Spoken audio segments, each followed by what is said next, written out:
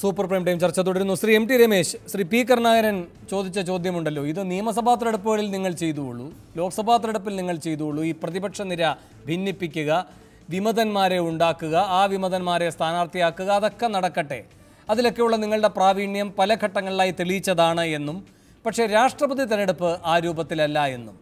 അപ്പോൾ ഇതൊരു രാഷ്ട്രീയ കളി മാത്രമാക്കി ഇതിനെ മാറ്റിയത് എന്തുകൊണ്ടാണ്? നിങ്ങൾ ഈ പറയുന്ന വളരെ നേരിയൊരു ഭൂരിപക്ഷം മാത്രമേ വേണ്ടതുള്ളൂ ഞങ്ങൾക്ക് സമാഹരിക്കാൻ, അത് അതിവേഗം കരഗതമാകുന്നതാണ് എന്ന് വീമ്പ് പറഞ്ഞിട്ടും. വേണു, ബഹുമാനപ്പെട്ട കരുണാകരനും CR നീലകണ്ഠനും വേണുവിൻ്റെയും ചോദ്യങ്ങൾക്ക് ഞാൻ വളരെ പെട്ടെന്ന് മറുപടി പറയാം. ഒന്ന്, CR നീലകണ്ഠൻ ഇവിടെ പറഞ്ഞത് ദളിത് വിഭാഗത്തിന് BJPയോടുള്ള എതിർപ്പ് കുറക്കാൻ വേണ്ടിയിട്ടാണ് ഈ നീക്കമെന്നാണ്. CR നീലകണ്ഠൻ മനസ്സിലാക്കേണ്ട കാര്യം, കഴിഞ്ഞ 3 പാർലമെൻറ്റ് തിരഞ്ഞെടുപ്പിലായി ഇന്ത്യയിൽ ഏറ്റവും കൂടുതൽ ഈ വിഭാഗത്തിൽപ്പെട്ട MP-മാരെ വിജയിപ്പിക്കുന്ന പാർട്ടി BJP ആണ്. ആ വിഭാഗം ഞങ്ങളോട് എതിരുണ്ടെങ്കിൽ ഞങ്ങൾ പ്രതിപക്ഷത്തുള്ള സമയത്ത് പോലും ഏറ്റവും കൂടുതൽ ആ വിഭാഗത്തിലെ MP-മാരും MLA-മാരും BJPയുടെ കൂടെയുള്ളത്. ആ മേഖലയിലെ ആളുകൾ ഇപ്പോഴും BJPക്ക് തന്നെ വോട്ട് ചെയ്യുന്നത്. കാരണം അവർക്ക് BJP എന്താണെന്ന് അറിയാം. നിങ്ങൾ ചാനൽ മുറിയിൽ ഇരുന്നുകൊണ്ട് പ്രസംഗിക്കുക മാത്രമേ ഉള്ളൂ CR നീലകണ്ഠൻ, നിങ്ങളുടെ പാർട്ടി. ഞങ്ങൾ ആദിവാസി മേഖലയിലും ഹരിജന മേഖലയിലും ഞങ്ങളുടെ പ്രവർത്തകന്മാരുണ്ട്. അവർക്ക് നന്നായിട്ട് ആ നേതാക്കന്മാരെയും പ്രവർത്തകന്മാരെ അറിയാം. അതുകൊണ്ട് നിങ്ങൾ ഉയർത്തിക്കാണിക്കുന്ന ഒറ്റപ്പെട്ട നേതാക്കന്മാർ എന്ത് വിളിച്ചു പറഞ്ഞാലും ഒരു തെരഞ്ഞെടുപ്പ് വരുമ്പോൾ അവർ ആരുടെ കൂടെ നിൽക്കുന്നു അവർ കൃത്യമായി തെളിയിച്ചിട്ടുണ്ട്. ഒന്ന്. രണ്ടാമത്തെ കാര്യം, പി കരുണാകരനോട് പറഞ്ഞു ഇത് രാഷ്ട്രീയ നീക്കമാണ്. ആരാ വേണു രാഷ്ട്രീയ നീക്കമാക്കിയത്? രാഷ്ട്രപതി തെരഞ്ഞെടുപ്പ് പ്രഖ്യാപിക്കുന്നതിന് മുമ്പേ തന്നെ പ്രതിപക്ഷ പാർട്ടികൾ ഒരുമിച്ച് യോഗം ചേർന്ന് ഒരു രാഷ്ട്രീയ നീക്കം നടത്തിയത് അവരല്ലേ? എന്തിനാ അവർ ഒരുമിച്ച് യോഗം ചേർന്നത്? നരേന്ദ്രമോദി ഗവൺമെന്റിനെതിരായിട്ടുള്ള ഒരു പൊതു രാഷ്ട്രീയ നീക്കമായി പ്രസിഡന്റ് തെരഞ്ഞെടുപ്പിനെ മാറ്റണമെന്ന് പരസ്യമായി പ്രഖ്യാപിച്ചവരല്ലേ ഇന്ത്യയിലെ CPM കോൺഗ്രസും? അപ്പോൾ അവരല്ലേ രാഷ്ട്രീയം. ഞങ്ങൾ ഒരിക്കലും തന്നെ ഇത് നരേന്ദ്രമോദി ഗവൺമെൻറ് അനുകൂലമായിട്ടുള്ള രാഷ്ട്രീയമാക്കി മാറ്റി ഞങ്ങൾ പറഞ്ഞിട്ടില്ലല്ലോ. അപ്പോൾ ഇതിനെ രാഷ്ട്രീയ മത്സരമാക്കി ആദ്യം മാറ്റിയത് ഞങ്ങളല്ല, പ്രതിപക്ഷ പാർട്ടിയാണ്. എന്നിട്ടും ഞങ്ങൾ പ്രതിപക്ഷ പാർട്ടികളുമായി സംസാരിച്ചു. സീതാറാം യെച്ചൂരിയോട് സംസാരിച്ചു. സീതാറാം യെച്ചൂരി എന്താ പറഞ്ഞത്? സീതാറാം യെച്ചൂരിയോട് BJPയുടെ നേതൃത്വം ചോദിച്ചു നിങ്ങൾക്ക് വല്ല പേരുമുണ്ടോ? സീതാറാം യെച്ചൂരി പറഞ്ഞു പല പേരുകൾ പുറത്ത് കേൾക്കുന്നുണ്ടല്ലോ, നിങ്ങളത് അറിയുന്നുണ്ടല്ലോ, നിങ്ങളൊരു പേര് ആദ്യം പറയൂ, എന്നിട്ട് ഞങ്ങൾ അഭിപ്രായം പറയാം. ഞങ്ങളൊരു പേര് പറഞ്ഞു. CPM-ന് yes or no പറയാം. ഞങ്ങൾ മുമ്പോട്ട് വെച്ചിട്ടുള്ള സ്ഥാനാർത്ഥിയെക്കുറിച്ച് അവർക്ക് പറയാം. ഇതിലെ രാഷ്ട്രീയം എന്ത് രാഷ്ട്രീയമാണ് ഉള്ളത്? പിന്നെ പ്രസിഡന്റ് തെരഞ്ഞെടുപ്പ് എക്കാലത്തും രാഷ്ട്രീയമായിട്ട് ചേരുതിരിവുകൾ ഉണ്ടാക്കിയിട്ടുണ്ട്, എല്ലാ കാലത്തും ഉണ്ടാക്കിയിട്ടുണ്ട്. നിങ്ങൾ അഭിപ്രായം പോയി പറഞ്ഞതൊരു പൊതുസ്ഥലത്ത് നിന്നല്ല, നിങ്ങൾ അഭിപ്രായം പോയി പറഞ്ഞത് സോണിയാഗാന്ധിയുടെ വസതിയിൽ, പിന്നെ പാർലമെന്റിലെ ബന്ധപ്പെട്ട മന്ത്രിയുടെ മുറിയിൽ വരാമോ എന്ന് യെച്ചൂരിയോട് ചോദിക്കുമ്പോൾ ഇല്ല, എൻ്റെ മറ്റു പാർട്ടി നേതാക്കൾക്കും ആശയവിനിമയം നടത്തേണ്ടതുണ്ട്, നിങ്ങൾ ഈ പറയുന്ന AKG ഭവനിലേക്ക് വരുമെന്ന് പറയുമ്പോൾ അങ്ങോട്ട് പോകുന്നു. ഇങ്ങനെ അങ്ങേയറ്റം മര്യാദയോടുകൂടി നിങ്ങൾ അങ്ങോട്ട് പോവുകയാണ് ചെയ്യുന്നത്. അതിൽ നിങ്ങൾക്കൊരു പേരില്ല എന്നവർ പറയുന്നു. പേരില്ലാതെ സമായവും സാധ്യമല്ലല്ലോ. പിന്നെ ഒരു പേര് പ്രഖ്യാപിക്കുന്നത് നിങ്ങളുടെ പാർലമെൻ്ററി ബോഡി യോഗത്തിന് ശേഷമാണ്. ഇത് രണ്ടും ഒരു തരത്തിലും താരതമ്യമുള്ളതല്ല. അല്ല വേണു, താരതമ്യം ചെയ്യണം. കാരണം ഞങ്ങൾ ഈ പ്രതിപക്ഷ രാഷ്ട്രീയ പാർട്ടികളുമായിട്ട് ചർച്ച ചെയ്യുന്നതിന് മുമ്പ് ഞങ്ങളൊരു പേര് മുമ്പോട്ട് വെച്ചാൽ എന്താ പ്രതിപക്ഷ പാർട്ടി പറയുക? നിങ്ങളൊരു പേര് ആദ്യം മുമ്പോട്ട് വെച്ചു, ഇനി എന്ത് ചർച്ച എന്നല്ലേ ചോദിക്കുക? അബ്ദുൽ കലാമിന്റെ പേര് മുമ്പോട്ട് വെച്ചിട്ടില്ലേ? പ്രധാനപ്പെട്ട പാർട്ടി എടുക്കേണ്ട 2002 ഞങ്ങളൊരു 2002 കലാമിന്റെ പേര് മുന്നോട്ട് വെച്ചില്ലേ? അന്ന് കോൺഗ്രസ് യോജിച്ചില്ലേ? അല്ലല്ല, ഒരു നിമിഷം ശ്രീ രമേശ്, 2002 വാജ്പേയി കലാമിന്റെ പേര് മുന്നോട്ട് വെച്ചില്ലേ? അന്ന് കോൺഗ്രസ് യോജിച്ചില്ലേ?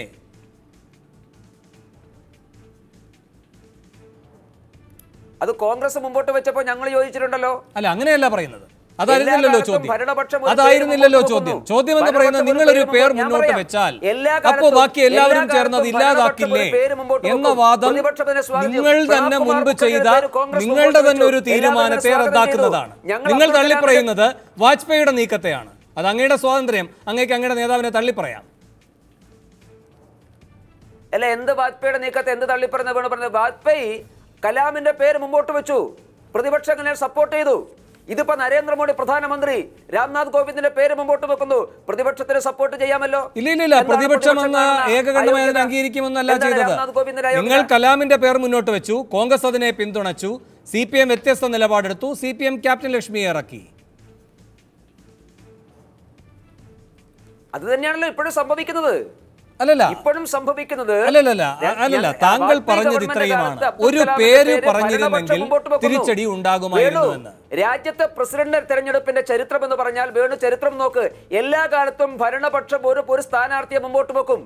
ആ സ്ഥാനാർത്ഥി പ്രതിപക്ഷത്തിന് സ്വീകാര്യമാണെങ്കിൽ ഇതിന് മുൻപ് ഒരു ഉപസമിതിയെ വെച്ച സന്ദർഭം ഒന്ന് പറയാമോ? താങ്കൾ ഈ ഉദ്ധരിക്കുന്ന ചരിത്രത്തിൽ സമവായത്തിന് വേണ്ടി ഒരു പാർട്ടി അധ്യക്ഷൻ 3 കേന്ദ്രമന്ത്രിമാരടങ്ങുന്ന ഒരു ഉപസമിതിയെ വെച്ച് ഓരോരോ പാർട്ടികളുടെയും നേതാക്കന്മാരുടെ വസതിയിലോ അവരുടെ ഔദ്യോഗിക പാർട്ടി ആസ്ഥാനങ്ങളിലോ പോയി ആശയവിനിമയം നടത്തി ധാരണയ്ക്ക് മുതിർന്ന ഒരു സന്ദർഭം ചൂണ്ടിക്കാട്ടാമോ?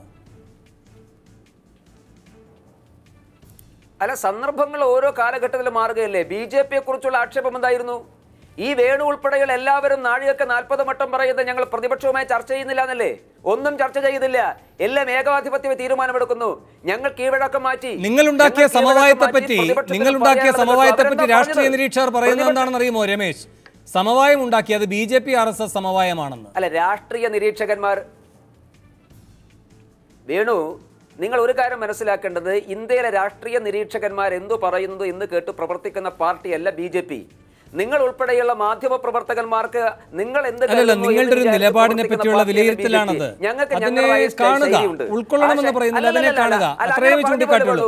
ഒരു കാര്യം കൂടി ശ്രീ MT രമേശ്, നിങ്ങൾ വെറുതെ ഒരു പേര് പറയുകയല്ല.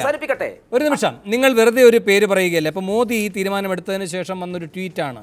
Ramnath Kovind, a farmer's son, comes from a humble background. He devoted his life to public service and worked for poor and marginalized.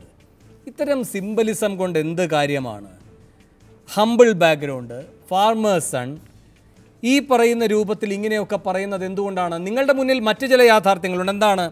രാജ്യത്ത് 37% ദളിത് വിഭാഗം ഈ ദാരിദ്ര്യരേഖയ്ക്ക് താഴെയാണ്.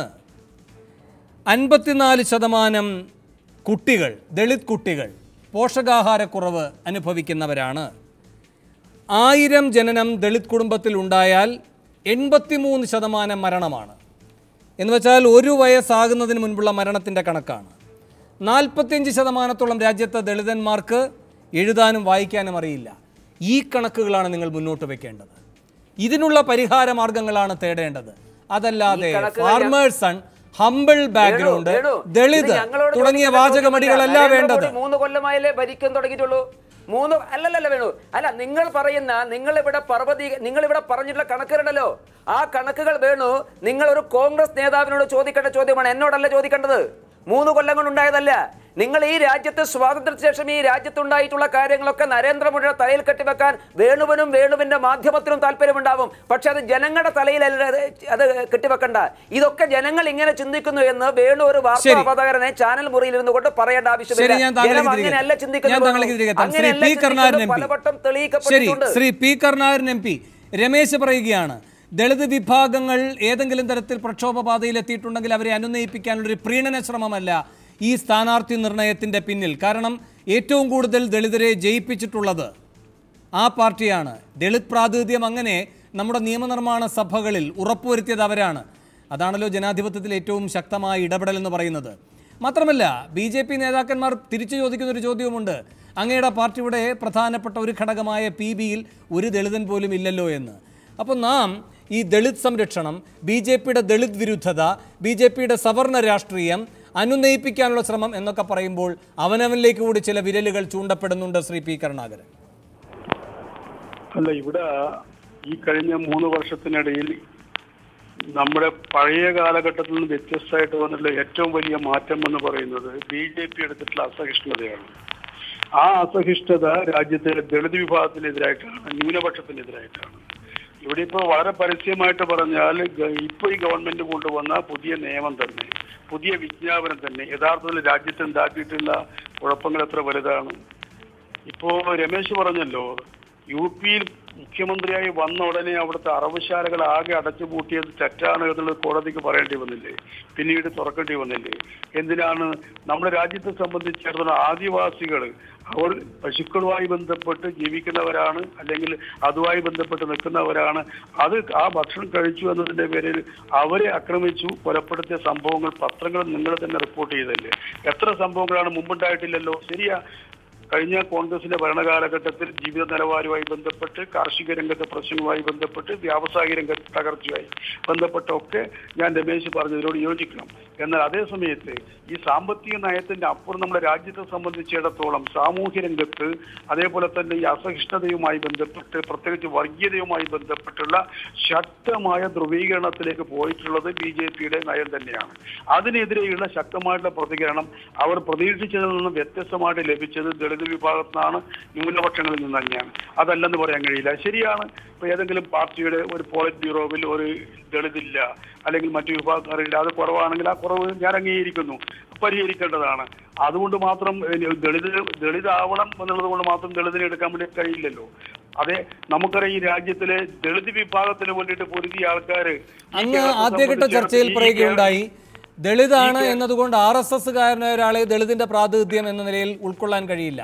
ഇപ്പോൾ അങ്ങ് പറയുകയാണ് ദളിതനാണ് എന്നതുകൊണ്ടൊരു ദളിതനെ ഉൾക്കൊള്ളാൻ കഴിയില്ല. എവിടേക്കാണ് ഈ വാദഗതികൾ പോകുന്നത്? അല്ലല്ലല്ല, ഞാൻ ശരിയായ രീതിയിൽ തന്നെയാണ് പറഞ്ഞത്.